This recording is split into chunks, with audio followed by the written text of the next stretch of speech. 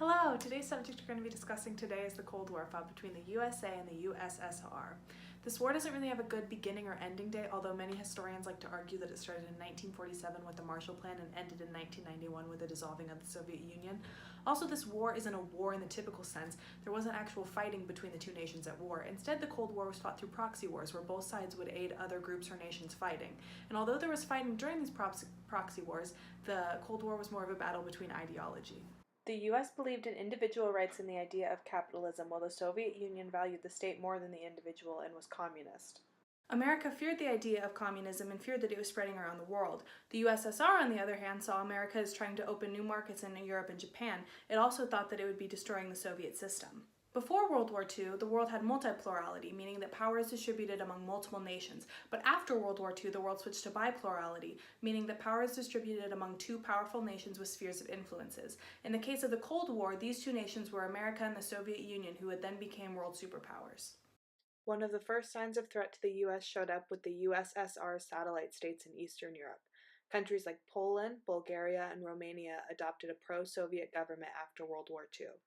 This border between Soviet satellite states and Western Europe was labeled as the Iron Curtain by Winston Churchill. However, there were hopeful signs of the coordination of the two superpowers in the beginning with the creation of the United Nations. The International Security Council was meant to keep nations from fighting in future wars and was a revamp of Woodrow Wilson's League of Nations. In 1945, 50 nations were a part of the UN within an 11-member Security Council that included America and the Soviet Union.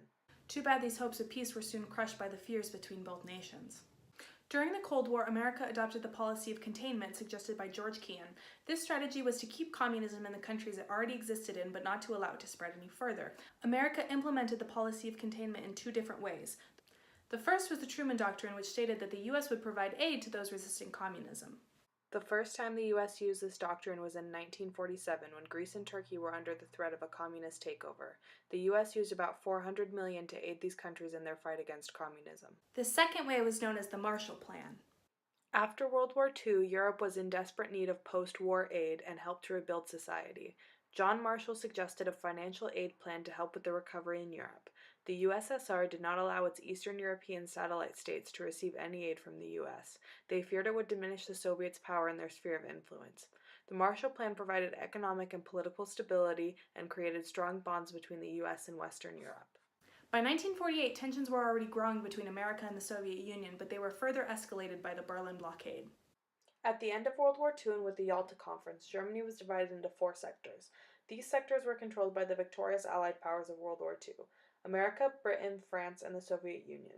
The capital Berlin was also divided into four sectors, even though it was in the Soviets' occupation zone. The Western Allies, America, Britain, France, wanted to join their occupation zones to form West Germany. Stalin was angered by this and ordered a blockade of the western zones in Berlin. He hoped this would force the Allies to drop the plans of forming a West Germany. The U.S. responded with the Berlin Airlift. This program would fly food and other resources to the western sectors of Berlin. The plan was incredibly successful, and Stalin lifted the blockade after only 1 year. In 1949, the Western Allies formed NATO, which provided mutual defense. This meant that if one of the countries was attacked, they would all provide defense. In 1955, the Soviet Union responded by forming the Warsaw Pact, which was a defense alliance between the nations of Eastern Europe. Which, by the way, who's going to join NATO when you could literally join something called the Warsaw Pact? That's like the coolest name ever. Well, unless you're the Wobblies. That's actually the coolest name ever. The first use of an atomic bomb was by the US in World War II on the Japanese. Only 4 years later, the USSR tested their first A-bomb. Soon, both nations were quickly developing new and more destructive weapons, like the hydrogen bomb and the intercontinental ballistic missiles. There was also this idea of mutually assured destruction, also known as MAD, between the two superpowers. Both nations also engaged in a space race, and for a while it seemed as if the Soviet Union was winning. They launched Sputnik, which was the first artificial satellite to be sent into orbit, and they also sent the first human into orbit. But every advancement the USSR made was quickly followed by the US, until in 1969 when the US launched and landed the first man on the moon. Although the Cold War never heated up into a nuclear war, there sure were places where this war wasn't so cold. The first area that the Cold War heated up into an actual war was in Korea during the Korean War. The Korean War lasted from 1950 to 1953, and like most things out of the Cold War, it stemmed from World War II. During World War II, Japan took control of Korea, but with the peace agreements, Korea was split into the North and the South. The North was occupied by the Soviet Union and wanted to unite Korea under a communist government. The South was occupied by America and wanted to unite Korea under a Western democracy. By 1949, both superpowers had pulled out of Korea, but the conflict was far from over. In June 1950, North Korea invaded South Korea with the help of the USSR and China. The U.S. quickly sent in troops to aid South Korea and even got support from the United Nations. General Douglas MacArthur managed to push the North Korean forces all the way up to the Chinese border. The Chinese, fearing an invasion, quickly sent its troops to push the South Korean and UN forces back to the 38th parallel. Fighting stalled at the 38th parallel, and in 1953, the North and the South signed an armistice and created borders at this parallel. The second place the Cold War heated up into actual war was in Vietnam. After World War II, Vietnam was still a French colony, but soon a group of nationalists known as the Viet Minh led the Vietnamese independence movement. The leader of the Viet Minh was Ho Chi Minh, who was a communist, and one important idea in America was the domino theory, which is the belief that if one country fell to communism, then other countries in Asia would also fall to communism. With China and North Korea's recent switch to communism, the U.S. feared that Vietnam was next. Vietnam quickly separated into two nations, North Vietnam, led by Ho Chi Minh and supported by China and the USSR, and South Vietnam, led by Ngo Dinh Diem and supported by America. Although they were fighting the North Vietnamese, the U.S.'s biggest enemy during the Vietnam War was the Viet Cong, who were communists living in South Vietnam. Quickly, the sending of troops escalated, but no amount of troops could really secure a U.S. victory. With growing opposition to the war at home and the Viet Cong's use of guerrilla warfare techniques, America's chances of winning this war became slimmer and slimmer. When Richard Nixon was elected in 1968, he adopted the policy of Vietnamization, where the U.S. would slowly pull out their troops and slowly put the war efforts onto the troops of South Vietnam. By 1973, America pulled the last of its troops out of Vietnam. Just 2 years later, the North Vietnamese captured the southern capital and all of Vietnam fell to communism. The nation of Cambodia, located right next to Vietnam, also got pulled into the conflict during the Vietnam War. Cambodia just gained their independence in 1953 and wanted to remain neutral during the Vietnam War. The North Vietnamese used a trail that went through Cambodia to send aid to the Viet Cong. In the 1970s, the U.S. bombed this Ho Chi Minh Trail, hoping to stop aid to the Viet Cong and to weaken the Khmer Rouge. The Khmer Rouge were a group of Cambodian communists that were aided by the North Vietnamese. In 1975, the same time the North Vietnamese came into power, the Khmer Rouge came into power. The leader, Pol Pot, tried to get rid of any capitalist element from the country. In the process, nearly 2 million people died, making it one of the worst genocides in history. Although the Cold War did turn into actual war in Korea and Vietnam, the closest the US and the Soviet Union got to nuclear war was over a little country called Cuba. In 1959, Fidel Castro led a revolution in Cuba against Fulgencio Batista, a US-supported dictator. The US responded with the Bay of Pigs invasion in 1961. This was a failed invasion to overthrow Castro and would be a huge blunder for JFK's presidency. Castro quickly declared his love for communism and allowed Stalin to put nuclear missiles in Cuba. America quickly responded by placing a naval blockade around Cuba and declared a trade embargo. The US demanded that the Soviets remove the missiles during this Cuban Missile Crisis. The main reason the Soviets wanted missiles in Cuba was because America had missiles in Turkey and Italy, which was right on the USSR's doorstep. Robert Kennedy and Soviet leader Nikita Khrushchev made a secret deal that the U.S. would pull their missiles out of Turkey and Italy and promised not to invade Cuba if the Soviet Union removed their missiles from Cuba as well. Cuba was not the only Latin American country that got pulled into the conflicts of the Cold War. In 1950, Guatemala elected Jacobo Arbenz Guzman as president. The U.S. accused Guzman of being soft on communism and advised him to take up stronger policy. When Guzman refused, the U.S. funded rebels to overthrow the government and to lead Guatemala with a military regime. During the time of the Cold War, Guatemala was polarized between extremist groups and still remains politically unstable today. Also in 1970, Chile elected Salvador Allende, who was a socialist.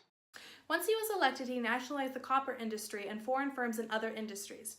This set off warning signs in the heads of U.S. officials who believed that socialism was just a small stepping stone on the way to communism.